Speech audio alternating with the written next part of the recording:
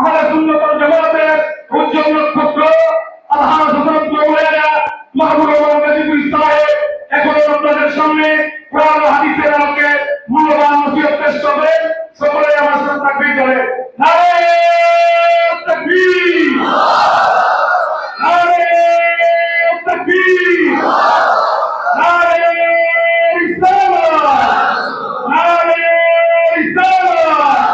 দয়াল নবীর সত্য তরিকা, তরিকায় নকশবন্দিয়া উল্লেখ করিয়া বিশ্বনবী ফরিদপুরি শাহেনশাহ এলামপুরি পবিত্র ইসলামিক জলসা, পবিত্র ইসলামিক জলসা বিশ্ব জাগরণী। নারে তাকবীর।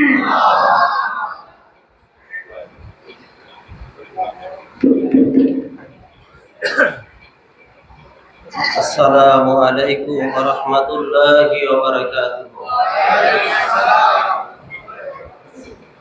আপনারা কেমন আছেন? যাদের সামনে ফাঁকা জায়গা আছে আপনারা পূরণ করে বসেন। আস্তে আস্তে সামনে চলে আসেন।